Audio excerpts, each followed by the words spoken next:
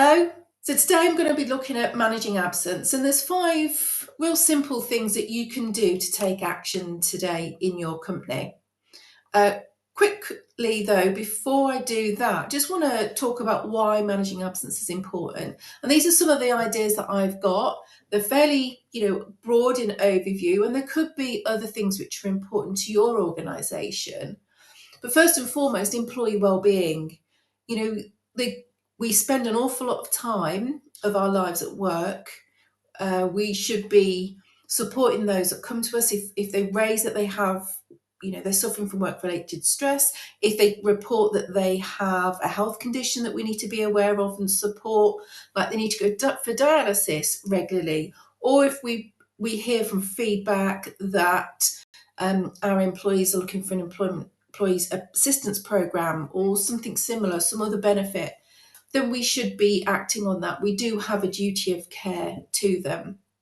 If somebody's off on a regular basis, and business interruption plays a part here in terms of why it's important, as well as cost reasons, because if somebody's off fairly regularly for maybe one day at a time, there'll be a cost implication to that. For example, if they're on a manufacturing line or in hospitality where you can only serve somebody if that person's there.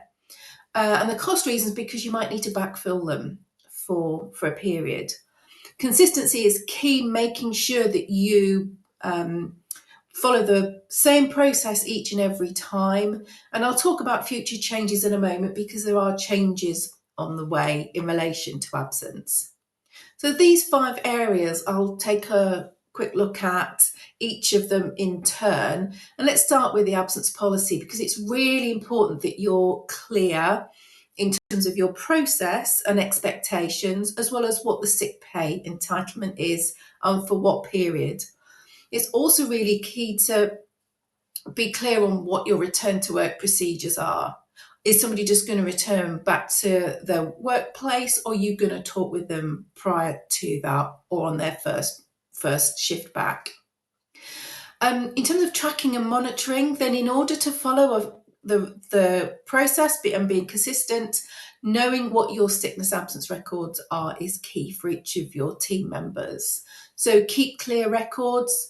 It doesn't have to be an HR system. It could be within a spreadsheet or somewhere else, but it just allows you to identify patterns, maybe manage workloads of some description, but also you need to make sure that that information is only accessible by the right people. Not everybody will be eligible to see that information from a GDPR perspective.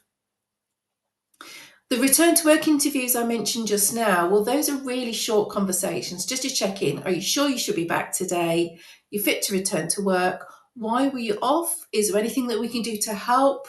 Do we need to follow up? For example, if they were off due to an accident at work, there are other processes that we'll then need to pick up. And doing return to work interviews each time somebody's off, even if it's for one day, will help from a consistency perspective. And then employees will know what to expect upon return. Just simple action like that can help you reduce your absence in your organisation. Something else to think about is your culture. Are you clear? Do you have open communication on expectations? Do people know what they need to do? Are you providing support to them and supportive on a proactive basis, not just reactive? We can't be proactive on everything. Things happen. But what are we doing to help support our employee base? And also, from a cultural perspective, what do our managers know? Have we trained them effectively? Are they actually following up as needed and doing the right things? And in terms of compliance, I mentioned future changes earlier on. Well, statutory sick pay is coming up for change. At the moment, it's only paid from the 4th day of absence. So if somebody works Monday to Friday and they're off Monday to Friday, they would only get paid under statutory sick pay for Thursday and Friday.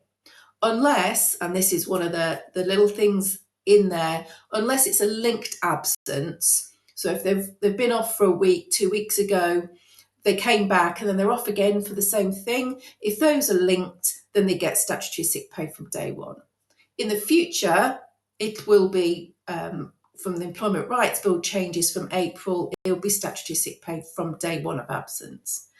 We need to remember data protection. As I said, not everybody will be able to see or is eligible to see sickness records. Sickness information is sensitive personal data, so you have to have broader controls around those, or more secure controls.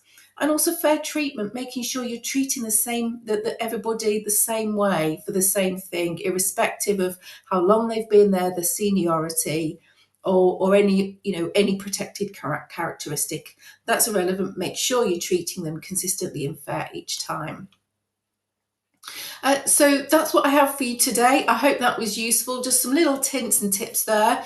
If you're interested to know more and want to chat to an HR organisation who can help, well, the HR department is a franchise organisation. And if you'd like to find out who your local expert is and get in touch with them, use the QR code on screen.